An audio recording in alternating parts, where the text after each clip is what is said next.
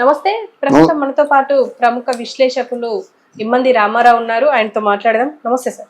నమస్తే sir, Jagan script లేకుండా, కిషోర్ లేకుండా అండ్ పేటిఎం బ్యాచ్ లేకుండా అసలు జగన్ జగనే కాదు అని చెప్పేసి కొన్ని వార్తలు స్ప్రెడ్ అవుతున్నాయి. మీరేమంటారు సార్? అది ఎప్పుడు 5 సంవత్సరాల ముందు చెప్పుకోవాల్సిన విషయం అది. ఎందుకంటే నిన్న ఒక వీడియో వచ్చింది, అంటే నేను ఫ్లో మిస్ అవుతుంది మీరు మధ్యలో మాట్లాడుతుంటే అని చెప్పేసి ఒక వీడియో బాగా వైరల్ అయ్యింది జగన్. అవును, ఒక ఆంధ్రజ్యోతి రిపోర్టర్ ప్రశ్నలకి ఆయన విసిగిపోతూ నా ఫ్లో మిస్ అయిపోతుంది, నేను చెప్పలేకపోతున్నాను, దయచేసి అని కూడా సంబోధించాడు. అది ఈ ప్రశ్న ఎప్పటిదంటే 5 years ముందుది. స్క్రిప్ట్ లేకుండా చదవలేడు. తర్వాత ఆలుగడ్డ ఎల్లగడ్డకి ఎల్లుగడ్డకి తేడా తెలియదు. తర్వాత ఏ మాట కూడా సార్వభౌమాధికారం అనే మాట అనలేడు. కొన్ని ఉన్నాయి, కొన్ని నోరు తిరగవు, నోరు పలకవు. దానికి ప్రధాన కారణం తెలుగు మీడియంలో చదువుకోవడం ఒకటి, తర్వాత కొన్ని నోరు తిరగవు మాట. ఆయన తెలుగు మీడియంలో చదివితే పదాలు పలకాలి కదా. సారీ ఇంగ్లీష్ మీడియంలో చదువుకోవడం అంటే ఏమి లేదు, ఒక అన్నిటికీ దూరమే బతుకుతారు కొంతకాలం. అందుకే ఐడియల్నెస్ బ్రెయిన్ అయిపోయింది మాట. అంటే ఏ పని చేయరు కదా, చిన్నప్పటి నుంచి ఏముంది, వాళ్ళ తాలూకు ఆలోచనలన్నీ దేని మీద పెంచుకుంటే 13-14 yearsకి ఒక వ్యక్తి దేని మీద కాన్సన్ట్రేషన్ చేస్తాడో పిల్లలు కూడా అంతే. 13-14 అప్పుడు దానికి దానికి స్టాగ్నెట్ అయి ఉండిపోతారు. అక్కడే వస్తుందన్నమాట. ఆ టైంలో ఈయన చూసుకుందంటే ఆయన చూసిందంతా హత్యా రాజకీయమే. ఆ తాతగారి హత్యా రాజకీయాలు, ఈజీ మేకింగ్ మనీ. ఒక సెటిల్మెంట్ చేస్తే ఒక 50 ఎకరాల పొలం వస్తుంది అంటే, ఒక సెటిల్మెంట్ లో 50 ఎకరాల పొలం వస్తుందా? ఏదో ఒక సంథింగ్ ఏదో ఇట్లాంటి జరగకుండా పనులు జరుగుతుంటే ఇంటింటే డబ్బు వస్తుంది. అదే మార్గాన్ని ఎంపీ చేసుకుంటాడు అన్నమాట. Is Born and brought up like that అని కావాలి. లేకపోతే ఆ నాన్న ముఖ్యమంత్రి అయితే ఈయన లక్షల కోట్లు సంపాదించడం ఏంటి, హౌ టు మేక్ మనీ అనేది తెలుసు. మనీ లాండరింగ్ బాగా తెలుసు మాట. ఆయన తెలిసిందంతా మనీ లాండరింగ్. ఇంత ఇన్ని కోట్లు అప్పైపోయింటే అది కేవలం ఆంధ్రప్రదేశ్లో స్వామ్యాన్ని పరిరక్షించడం కోసం అప్పవలేదు. అక్కడి నుంచి ఒక 50,000 కోట్లు తీసుకురావడం, 5,000 కోట్లు పంచడం, మిగతా 45 కోట్లు దాచేయడమే. ఇది ఆయన తాలూకు ఉద్దేశం. దానికి చాలా ఆయన చెప్పిన అబద్ధాలు కూడా ఎవరు చెప్పరు అన్నమాట. నోరు ఇప్పితే అబద్ధం, ఒక్క నిజం కూడా మాట్లాడు. కాదంటే డబ్బు దోచుకుంటాడు, డబ్బుని పనిచేస్తాడు కూడా. ఆయన బలహీనత అదే, బలం అయింది అదే. అందువల్ల ఈ స్క్రిప్ట్ చదవడం ఇవన్నీ అవసరం. ఓదార్చడానికి వెళ్ళినాడు, ఓదార్చి వచ్చారు. కానీ ఈ స్క్రిప్ట్లు చదవడం చంద్రబాబు నాయుడు తర్వాత పవన్ కళ్యాణ్ వీళ్ళ తాలూకు ఏవైతే ఉన్నాయో అసమానతలు, వాళ్ళ తాలూకు దాన్ని ఏమంటారు, దౌర్జన్యం, నియంతృత్వం అని కొత్త పేర్లు పెట్టి ఆయన ప్రజలనేమో చైతన్యపరచాలని ఆలోచిస్తున్నాడు.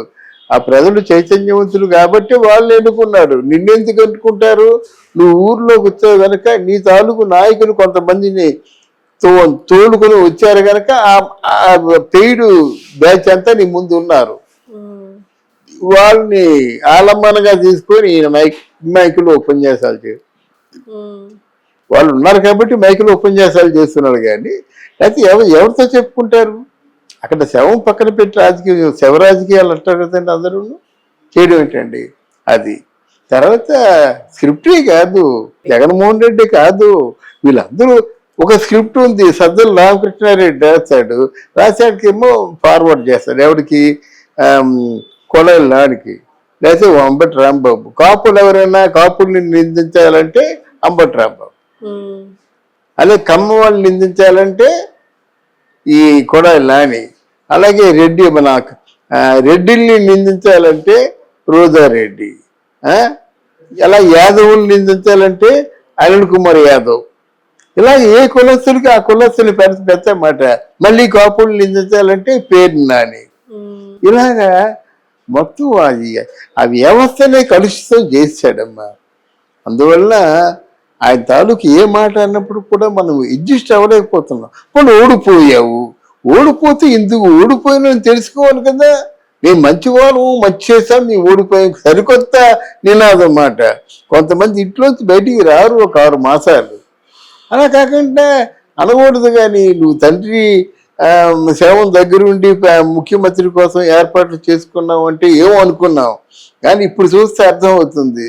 ఓడిపోయిన ఒక 6 మాసాలు తిరక్క ముందే మళ్ళీ రాజకీయాలు మొదలు పెడుతున్నావు. కళ్ళు మూసుకుంటే 5 సంవత్సరాలు అయిపోతే తర్వాత మందే వస్తుంది రాజ్యం అని ఎంత ఆత్మహత్యం చేసుకొని చెప్తున్నావు. మరి ఇప్పుడు స్క్రిప్ట్లు ఎవరు రాస్తున్నారు? ఇంకెవరు దగ్గరుంటే రాస్తున్నారేమో తెలియదు. ఈ స్క్రిప్ట్ అట్టర్ ఫ్లాప్ అవుతుంది. నీ మీద ఏమాత్రమైన ఆశ ఉన్నట్టయితే 4 ఎంపీలు మారిపోరు. ఒకటి, నీ మీద ఏమాత్రం ఆశ ఉన్నా సరే టౌన్లో ఉన్న కార్పొరేటర్స్ అందరూ కూడా పార్టీ మారరు. అసలు నీ మీద నమ్మకం లేదు, నీకు రాజకీయ భవిష్యత్తు లేదు, ఇది ప్రజలు అనుకుంటున్నారు. అది అలాగే నీకని కాదు, రేపు పొద్దున్న తెలుగుదేశం పార్టీ కూడా ఏమాత్రం ప్రజల అంచనాకి చేరువుగా లేకపోతే వాళ్ళని తిప్పికొడతారమ్మా. రాజకీయ చైతన్యం బాగా పెరిగింది అంటే మిమ్మల్ని ఓటేసి ఎన్నుకున్నందుకు మమ్మల్ని చావకొట్టడానిక అంటే అందుకనే ప్రజా చైతన్యం బాగా పెరిగింది కనుక ఎవరిని ముందు నాయకులు ఉపేక్షించేది లేదు. మొన్న ఎంత తేడా ఎంత తేడా జరిగింది. ఎక్కడ చూసినప్పుడు కూడా రాత్రి 1 గంట వరకు ఓట్లు వేశారంటే ఎందుకు? ఇది 88% ఓటింగ్ అయిందంటే పక్క రాష్ట్రాల నుంచి, పొరుగు దేశాల నుంచి, ఎక్కడి నుంచి అంటే లక్షలు ఖర్చు పెట్టుకుని వచ్చి ఇక్కడ ఓట్లు వేశారు. ఆ విషయం మర్చిపోకూడదు. ఏదో ఈ తిక్కగా మాట్లాడుతున్నట్టయితే ఆ మాటలు విని నువ్వు ఇంకా దిగజారిపోతావు, కానీ నీ మీద ఏమాత్రం కూడా గౌరవం పెరగదు. ఎందుకు సార్ జగన్మోహన్ రెడ్డి స్క్రిప్ట్ లేకుండా ఎందుకు మాట్లాడలేకపోతున్నారు? ఆయనకేంటి ఈ లోపం ఏంటి? రెండు ప్రధానమైన కారణాలమ్మా. ఆయన ఫ్రేమ్ చేసుకుని మాట్లాడడం ఒకటి, అనుభవంతో మాట్లాడడం ఒకటి. ఏదో ప్రజా సమస్యల్ని గుండెల నిండా నింపుకున్నటువంటి వ్యక్తి పవన్ కళ్యాణ్. అంటే కళ్ళతో కట్టినట్టు చెప్పొచ్చు కదా నువ్వు. అంత కళ్ళ ముందు చూసిందే ఈ అరాజకాలు, అన్యాయాలు, ప్రజా సమస్యలన్నీ. అంటే చూసినట్టుగా మాట్లాడుతున్నాడు. అది 3 రకాలుగా ఉంటాయి అన్నమాట. స్క్రిప్ట్ చూసి చదవాలంటే ఆయనకు ముందు కొంత లోపల విషయం ఉండాలి కదా. అక్షరాలను పలికేటువంటి ఆ నాలెడ్జ్ కూడా కావాలమ్మా. కస్కంబుట్ల వారి కుమారుడు విశ్వక్షేణుడు అన్నాం అనుకోండి, ఆ 4 తిరిగితే ఆ మాట అంటాం. 4 తిరగకపోతే ఏమంటాం మనం? 4 తిరగాలంటే చిన్నప్పటి నుంచి భాషా ప్రవీణం ఉండాలి. అది మరి ఆయన లేదు, 4 తిరగదు కనుక అలా మాట్లాడతాడు. ఆయన క్షమించడం తప్ప మనం ఏం చేయలేము. ఆ మాట్లాడి కూడా గబ్బు మాటలు మాట్లాడతారా అన్నదే నా బాధ. మాటల్లో తప్పు వస్తే నష్టం లేదు, గబ్బు మాటలు మాట్లాడతాడు. అక్షరాలు నేర్చుకోవాలి, భాష నేర్చుకోవాలి. పోనీ ఇదంతా మానేసి ఇంగ్లీష్లో మాట్లాడమని చెప్పండి. ఇప్పుడు మనకి తెలుగుదేశం పార్టీలో ఒక నాయకుడు ఉన్నాడు, అశోక్ గజపతిరాజు గారు. వాళ్ళంతా కాశ్మీర్, కాశీ యూనివర్సిటీ ఇలా చదువుకున్నారు అన్నమాట. వాళ్ళు తెలుగు రాదు. మరి చక్కగా అసెంబ్లీలో కూడా ఇంగ్లీష్లో మాట్లాడేవాడు. ఇప్పటికి రాజకీయాల్లో చేరి 46 సంవత్సరాలు అవుతుంది అశోక్ గజపతిరాజు.